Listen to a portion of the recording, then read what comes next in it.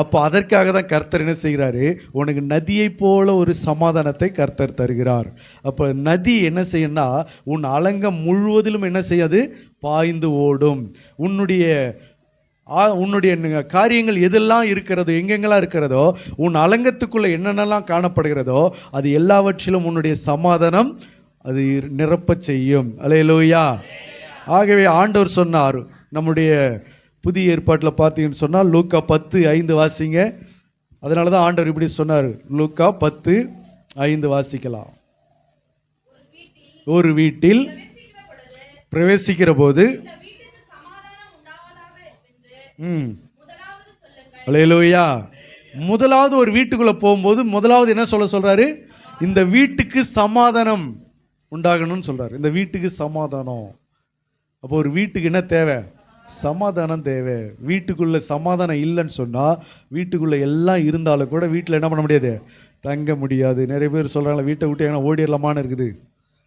எத்தனை பேர் அப்படி சொல்றீங்க? எங்க வீட்டிலே இருக்க முடியலைங்க, எங்கள் வீட்டில் என்ன தூங்க முடியல. நிறைய பேர் என்ன சொல்கிறாங்க, எங்கள் வீட்டில் தூங்க முடியலன்றாங்க, எங்கள் வீட்டில் நிம்மதியாக இருக்க முடியலன்னு சொல்கிறாங்க, எங்கள் வீட்டை விட்டு ஓடிடலாம் போல் இருக்குது, எங்கள் வீட்டில் தங்க முடியல, பேசாமல் அந்த வீட்டை காலி பண்ணிடலான்னு இருக்கிறோம். இதுக்கெல்லாம் என்ன காரணம்? வீட்டுக்குள்ளே என்ன இல்லை, சமாதானம் இல்லை. அதுக்கு பதிலாக வேற என்ன இருக்குது? வீட்டுக்குள்ளே என்ன இருக்கணும், உன் அலங்கத்துக்குள்ளே என்ன இருக்கணும், சமாதானமும் உன் அரமனைக்குள்ள சுகமும் என்ன இருக்கணும், தங்கி இருக்கணும். அல்லேலூயா. இயேசு கிறிஸ்து இப்படிதான் சொல்லி அனுப்புறாரு. ஒரு வீட்டுக்குள்ள நீங்க போன உடனே முதலாவது அந்த வீட்டுக்கு என்ன உண்டாகணும், சமாதானம் உண்டாகணும்ன்றாரு. அப்ப வீட்டுக்குள்ள சமாதானம் இல்லாததுனால தான் அவர்கள் வீட்டில் தங்க முடியல, வீட்டில் தூங்க முடியல, வீட்டில் நிம்மதியாக இருக்க முடியல. அதனால சில பேர் வீட்டுக்கு வரும்போது எத்தனை மணிக்கு வராங்க, ராத்திரி 10-11 மணிக்கு வீட்டுக்கு வருவாங்க. பார்த்துக்கிறீங்களா? வீட்டுக்கு வர்றதுக்கு டெய்லியும் எப்படி வருவாங்க, பொழுதோட அவங்க வேலைலாம் முடிஞ்சிடும் பொழுதோட. ஆனாலும் வீட்டுக்கு எப்போ தான் வருவாங்க, அப்படியே எங்கேயாவது ரவுண்ட் அடிச்சுட்டு அப்படி லாஸ்ட்டாக ஒரு 10 மணிக்கு அப்படி லாஸ்ட்டாக வருவாங்க. எல்லாருக்கும் கொஞ்சம் தூங்கின பிறகு வருவாங்க. காரணம், நேரத்தோட வீட்டுக்கு போயிட்டாச்சுன்னா வீட்டில் என்ன பண்ண முடியாது, நிம்மதியாக இருக்க முடியாது. அல்லேலூயா. அப்போ என்ன இல்லை, வீட்டில் சமாதானம் இல்லை. அதனால தான் சொல்கிறாரு, உனக்கு நதியை போல சமாதானம் கொடுத்தா அது உன் வீட்டுக்குள்ளே என்ன செய்யும், பரவும். உன் வீட்டுக்குள்ளே அந்த நதி பாயும். அப்போ வீடு ஃபுல்லாக என்னவா இருக்கும், சமாதானமாக இருக்கும். அல்லேலூயா. வீட்டில் சமாதானமாக. அப்போ வீட்டில் சமாதானம் இருந்துச்சுன்னா வீட்டை விட்டு போகிறதுக்கு உனக்கு என்ன இருக்காது, மனசு இருக்காது. வீட்டில் தங்கணும்னு தோணும். வீட்டில் உன்னை குடியிருக்க பண்ணுவேன் என்று ஆண்டவர் சொல்கிறார். மலடியை சந்தோஷமான பிள்ளைத்தாட்சியாக்கி வீட்டிலே குடியிருக்க பண்ணுவேன், தனிமையானவர்களுக்கு வீடு வாசலை ஏற்படுத்துவேன் என்று கர்த்தர் சொல்கிறார். தாவீது சொல்றார், நான் கர்த்தருடைய வீட்டில் நீடித்த நாட்களை நிலைத்திருப்பேன் என்று சொல்கிறார். அப்போ வீட்டில் குடி இருக்கணும், வீட்டில் தங்கணும். அதற்கே தான் தேவன் நமக்கு வீடு வாசலை ஏற்படுத்தி கொடுத்தார். ஆனால் இன்னைக்கு மக்கள் என்ன சொல்றாங்க, வீட்டில் இருக்க முடியலைங்க, வீட்டை வித்துடலாம் போல இருக்கு, வீட்டை விட்டு ஓடிடலாம் போல இருக்கு, வீட்டில் தங்க முடியல, வீட்டில் கொஞ்ச நேரம் நிம்மதியாக சாப்பிட முடியல, வீட்டில் கொஞ்ச நேரம் தூங்க முடியல, ராத்திரியில் தூங்கினா ஃபுல்லாக என்னாவது, ஒரே சொப்பனமாக வருது, கெட்ட கெட்ட கனவாக வருது, வீட்டில் என்னால் நிம்மதியாக இருக்க முடியல. காரணம், வீட்டுக்குள்ளே சமாதானம் வரணும். வீட்டுக்குள்ளே சமாதானம் வந்தால் தான் வீட்டுக்குள்ளே உன்னால் என்ன பண்ண முடியும், இருக்க முடியும். சில வீட்டுக்குள்ளே வெறும் சண்டையாகவே இருக்குது. என்ன காரணம், வீட்டுக்குள்ளே சமாதானம் இல்லை. அந்த வீட்டில் மிக்சி இருக்குது, கிரைண்டர் இருக்குது, வாஷிங் மிஷின் இருக்குது, ஃப்ரிட்ஜ் இருக்குது, ஏசி இருக்குது, என்னென்னமோ இருக்குது. எல்லாமே தேவையானதெல்லாம், வீட்டுக்கு தேவையான அனைத்து சாதனங்களும் வீட்டில் இருக்க தான் செய்யுது. நகை இருக்குது, பணம் இருக்குது, பீரோ இருக்குது, கட்டில் இருக்குது, நல்ல ஃபேன் இருக்குது, எல்லாமே இருக்குது. ஆனால் என்ன இல்லை, வீட்டுக்குள்ளே சண்டைகள் எந்நேரமும். வீட்டில் வியட்நாம் வீடுன்னு ஒரு சினிமா எடுத்தாங்க. வியட்நாம்னா என்ன அர்த்தம், எப்போவுமே அங்கே போர் நடந்துக்கிட்டே இருக்குமா அந்த நாட்களில். ஆகையினால அதை கணக்கில் வச்சு அப்படி ஒரு காரியத்தை செய்தாங்க. அப்போ வியட்நாம் வீடுன்னு சில பேருடைய வீடு அப்படி அமைஞ்சு போகுது. எந்நேரமும் சண்டைகள், எந்நேரமும் வாக்குவாதங்கள், எந்நேரமும் எரிச்சல்கள். அப்போ காரணம், இதுக்கெல்லாம் என்ன காரணம்னா வீட்டுக்குள்ளே என்ன கிடையாது, சமாதானம் இல்லை. அதனால தான் சொல்றாரு, உன் அலங்கத்திற்குள்ளே சமாதானம். ஒரு வீட்டுக்குள்ள சமாதானம். இயேசு கிறிஸ்து உயிர் தெழுந்த உடனே பூட்டி இருந்த வீட்டுக்குள்ள வந்து அவர் முதல்ல சொன்ன காரியம் என்ன தெரியுமா, இந்த வீட்டில் உங்களுக்கு சமாதானம் உண்டாக கிடவது என்று சொன்னார். அல்லேலூயா. அப்போ வீட்டில் சமாதானம் உண்டாகணும்னா வீட்டில் கர்த்தருக்கு பிரியமில்லாத காரியத்தெல்லாம் என்ன செய்யக்கூடாது, வீட்டில் வைக்கக்கூடாது. கர்த்தருக்கு பிரியமில்லாத பேச்செல்லாம் வீட்டில் பேசக்கூடாது. கர்த்தருக்கு பிரியமில்லாத நினைவுகள் வீட்டுக்குள்ளே இருக்கக்கூடாது. கர்த்தருக்கு பிரியமில்லாத பொருளாதாரத்தை வீட்டில் வச்சிருக்கக்கூடாது. கர்த்தருக்கு பிரியமில்லாத பணத்தை வீட்டில் வச்சிருக்கக்கூடாது. கர்த்தருக்கு பிரியமில்லாத நகையை வீட்டில் வச்சிருக்கக்கூடாது. கர்த்தருக்கு பிரியமில்லாத எந்த ஒரு பொருளும் வீட்டுக்குள்ளே இருந்துச்சுன்னா உனக்கு என்ன இருக்காது, சமாதானம் இருக்காது. அல்லேலூயா. அப்போ முதல்ல வீட்டுக்குள்ளே சமாதானம் வரணும்னா வீட்டுக்குள்ளே இருக்கிற பொருள், கர்த்தருக்கு பிரியமில்லாத எந்த காரியத்தையும் நீ தூக்கி வெளியில் போட வேண்டும். அப்போ தான் உனக்கு என்ன உண்டாகும், சமாதானம் உண்டாகும். அல்லேலூயா. வீட்டுக்குள்ளே கர்த்தருக்கு பிரியமில்லாத பாட்டு ஓடக்கூடாது. கர்த்தருக்கு பிரியமில்லாத சினிமா ஓடக்கூடாது. கர்த்தருக்கு பிரியமில்லாத கதை பேசக்கூடாது. அப்போ தான் அந்த வீட்டுக்குள்ளே என்ன உண்டாகும், சமாதானம் உண்டாகும். அல்லேலூயா. உங்களுக்கு பிடிக்காத ஒரு காரியத்தை ஒருத்தவங்க பேசுகிற இடத்துல நீங்கள் உட்காருவீங்களா? அந்த இடத்த விட்டு ஏஞ்சி போயிடுவீங்களா? அங்கே உட்காந்து கதை கேட்பீங்களா? அவங்க பேசுகிற விதம் உங்களுக்கு பிடிக்கல, ஒரு இடம் உங்களுக்கு பிடிக்கலன்னா அந்த இடத்துல உட்காருவீங்களா? அங்கே நம்ம உட்கார பிடிக்காது. அப்போ நம்ம எழுந்து போயிடுறோம். அப்போ இயேசு கிறிஸ்துவுக்கு பிடிக்காத காரியங்கள் நடந்ததுன்னா அந்த வீட்டுக்குள்ளே என்ன இருக்காது, சமாதானம் இருக்காது. அல்லேலூயா. இன்னைக்கு நிறைய பேர் வீட்டுக்குள்ளே நிறைய கர்த்தருக்கு சித்தமில்லாத காரியத்தெல்லாம் கொண்டு அந்த வீட்டுக்குள்ளே வச்சுக்கிட்டு எங்கள் வீட்டில் தங்கவே முடியல, சாப்பிட முடியல, தூங்க முடியலன்னா எப்படி தூங்குவேன், எப்படி சாப்பிடுவேன், எப்படி சமாதானமாக இருப்பேன்? நேரமே எங்கள் வீட்டில் சண்டை நடந்துக்கிட்டே இருக்குது, எப்போவுமே பிரச்சனையாக இருக்குது, ஏன் வீட்டை விட்டு ஓடிடலாம் போல் இருக்குது அப்படி சொல்கிறதுக்கு காரணம் என்ன? பண்ணுறது பூரா கர்த்தருக்கு பிரியமில்லாத காரியம், வச்சிருக்கிறது பூரா கர்த்தருக்கு பிரியமில்லாத செயல்பாடுகள், பொருளாதாரங்கள். ஆனால் கர்த்தர் எங்கள் வீட்டில் சமாதானமே இல்லைன்னு சொன்னால் அங்கே சமாதானம் இல்லை. அப்போ முதலாவது உன் வீட்டுக்குள்ளே என்ன உண்டாகணும், ஆண்டவர் எதை விரும்புகிறாரு, உன் வீட்டுக்குள்ளே சமாதானம், உன் அலங்கத்திற்குள்ளே சமாதானம், உன் வீட்டுக்குள்ளே சமாதானம். அதுதான் தேவன் விரும்புகிறார். அல்லேலூயா. அப்போ முதலாவது உன்னுடைய சமாதானம், உனக்குள்ள ஒரு சமாதானம் இருக்கணும். உன் சமாதானம் எப்படி இருக்கணும், நதியை போல இருக்கணும். அப்போ உனக்குள்ள சமாதானம் உண்டாகணும்னா உனக்குள்ள அப்படிப்பட்ட கர்த்தருக்கு பிரியமில்லாத காரியத்தெல்லாம் தூக்கி வீசணும். ரெண்டாவது குடும்பத்துக்குள்ள வீட்டுக்குள்ள இருக்கிற காரியத்தையும் என்ன செய்யணும், எடுத்து போடணும். அப்போ வீட்டுக்குள்ள என்ன உண்டாகும், சமாதானம் உண்டாகும். அல்லேலூயா. மூன்றாவது காரியத்தை நீங்கள் வாசிச்சிங்கன்னா வாசிக்கலாம், ஏசாயா 54:13. இதெல்லாம் நீங்கள் செய்யும்போது ஆண்டவர் என்ன சொல்கிறார் பாரு. அல்லேலூயா. உன் பிள்ளைகள் எல்லாரும் கர்த்தரால் போதிக்கப்பட்டிருப்பார்கள். உன் பிள்ளைகளுடைய சமாதானம் பெரிதாயிருக்கும். அல்லேலூயா. என்ன சமாதானம்? உன் பிள்ளைகளுடைய சமாதானம் எப்படி இருக்குமா, பெரிதாயிருக்கும். வீட்டுக்குள்ள சமாதானம், உனக்குள்ள சமாதானம் வந்துச்சுன்னா உன் பிள்ளைகளுடைய சமாதானம் எப்படி இருக்கும், பெரிதாக இருக்கும். இன்னைக்கு உனக்குள்ளே சமாதானத்துக்கு ஏதுவானவர்களை நீ அறிந்து கொள்ளலை, உன் குடும்பத்துக்குள்ளே சமாதானத்துக்கு ஏதுவான காரியத்தை நீ செய்யலை. ஆனால் என் பிள்ளைகளுடைய சமாதானம் பெரிதாக இருக்குன்னு நினச்சா அது பூரா சாபமாக இருக்குது அநேகருடைய வாழ்க்கையில், அநேகருடைய குடும்பத்தில். அல்லேலூயா. யோசிச்சு பாருங்களேன், அநேக தாய் தகப்பன்மார் தனக்குள்ள கர்த்தருக்கு பிரியமான காரியத்தை செய்யலை, தான் வீட்டுக்குள்ளவும் கர்த்தருடைய காரியத்தை, கர்த்தருக்கு பிரியமான காரியத்தை செய்யலை. ஆனால் என்ன எதிர்பார்க்குறாங்கன்னா, என் பிள்ளைகளுடைய வாழ்க்கையிலையாவது சமாதானம் பெரிதாக இருக்கும் அப்படின்னு நினைக்கிறாங்க. அப்படி இருக்காது. உனக்குள்ள சமாதானம் முதல்ல நதியை போல வரணும். எப்படி இருக்கணும், அது எப்படி வரும்? என் கற்பனைகளை கவனித்தாயானால் நலமாக இருக்கும் என்று சொன்னார். கர்த்தருடைய கற்பனைகளின்படி செய்கிற மனுஷனுக்குள்ள சமாதானம் எப்படி வரும், நதி போல வரும். அடுத்தது அவங்க குடும்பத்துக்குள்ள என்ன வரும், சமாதானம் பெருகும். அதுக்கு பிறகுதான் யாருக்குள்ள சமாதானம் வரும், பிள்ளைகளுக்குள்ள சமாதானம். உன் பிள்ளைகளுடைய சமாதானம் பெரிதா இருக்கும். அல்லேலூயா. பிள்ளைகளுடைய சமாதானம் பெரிதா இருக்கணும்னு சொன்னா உங்களுக்குள்ள என்ன இருக்கணும், சமாதானம் இருக்கணும். உங்கள் வீட்டுக்குள்ளே என்ன இருக்கணும், சமாதானம் இருக்கு. ஒரு பழமொழி சொல்லுவாங்க தெரியுமா, சட்டியில் இருந்தால் தான் அகப்பையில் வருன்னுவாங்க. அப்போ சட்டியில் இல்லைன்னு சொன்னால் அகப்பையை எவ்வளோ ஆழமாக விட்டாலும் வராது. காரணம் சட்டியில் இல்லை. அப்போ வீட்டுக்குள்ளே சமாதானம் இல்லை, உன் வாழ்க்கையில் சமாதானம் இல்லைன்னு சொன்னால் உன் பிள்ளைகளுடைய வாழ்க்கையில் என்ன இருக்காது, சமாதானம் இருக்காது. அப்போ கற்பனைகளை கவனித்து நீ நடக்கும்போது உன் வீட்டுக்குள்ளே சமாதானம், உன்னுடைய சமாதானமும் நதியை போல் இருக்கும். அடுத்தது உன் பிள்ளைகளுடைய சமாதானம் பெரிதாக இருக்கும். அல்லேலூயா. ஒரு மனுஷன் இருந்தான். எசேக்கியா ராஜா என்கிற ஒரு ராஜா இருந்தார். இப்போ அந்த எசேக்கியா ராஜா என்ன செய்தார் அப்படின்னா, இன்றைக்கி நம்ம யூடியூப்பில் பார்க்குறோம் இல்லையா, ஹோம் டூர் காமிக்கிறாங்களா இல்லையா? என்னது ஹோம் டூர்னால் என்னது? வீடு ஃபுல்லாக சுற்றி காமிக்கிறது. அதனால் நிறைய திருடர்கள் உள்ளே பூந்துடுறாங்க, அதையும் நம்ம பார்க்குறோம்.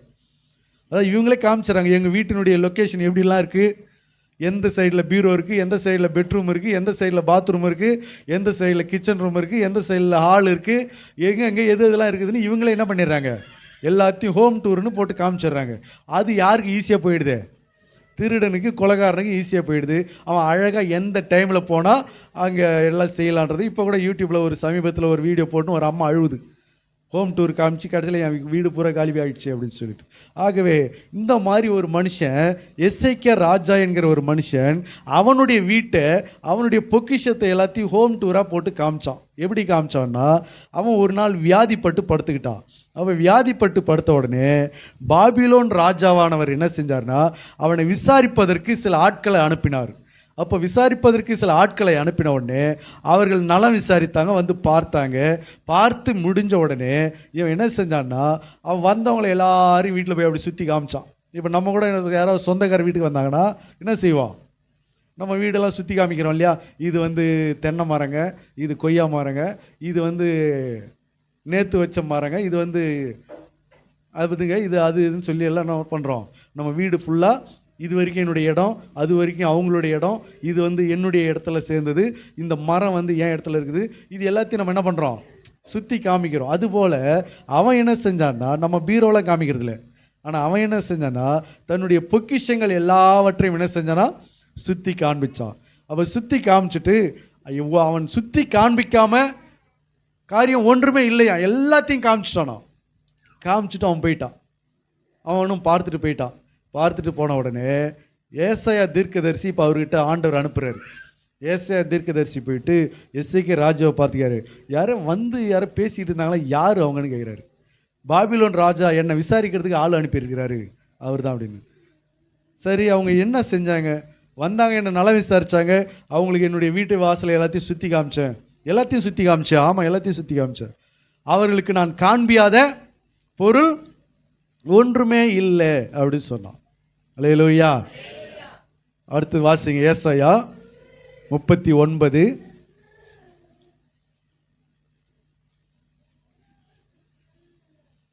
ஏசாயா 39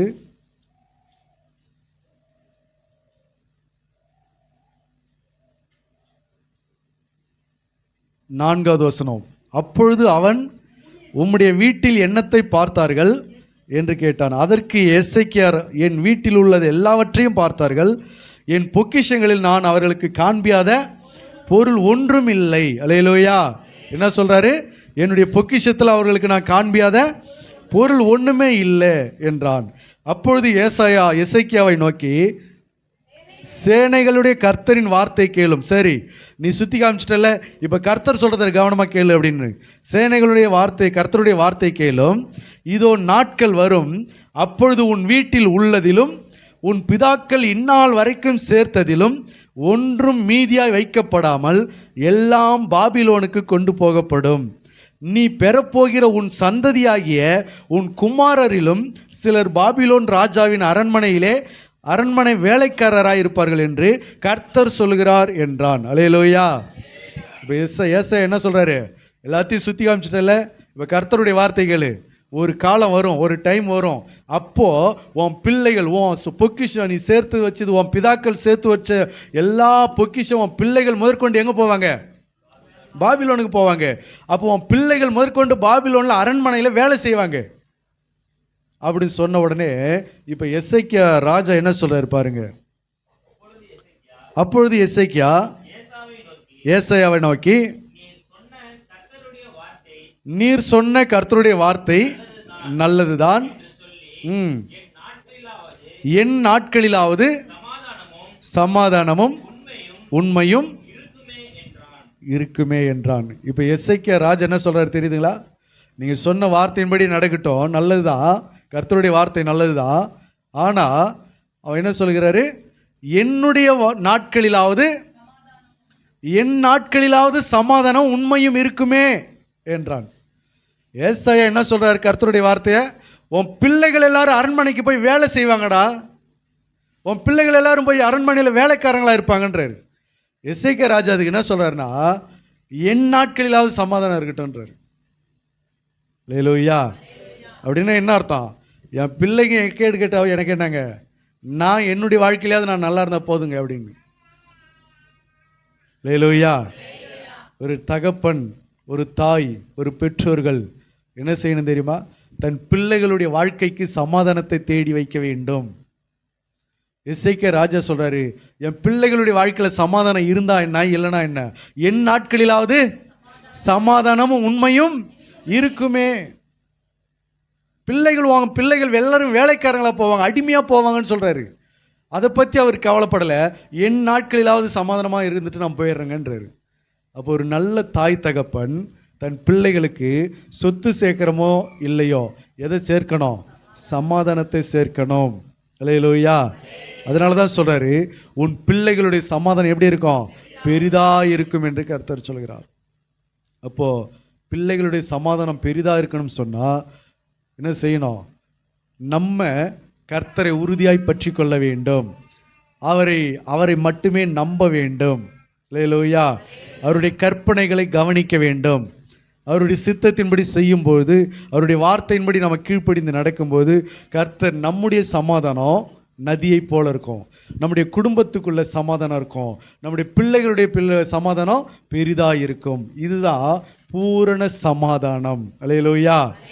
ஆண்டவர் சொன்னார் இல்லையா, பூரண சமாதானத்துடன் அவனை காத்துக்கொள்வீர். அப்போ பூரண சமாதானம் என்றால் என்ன?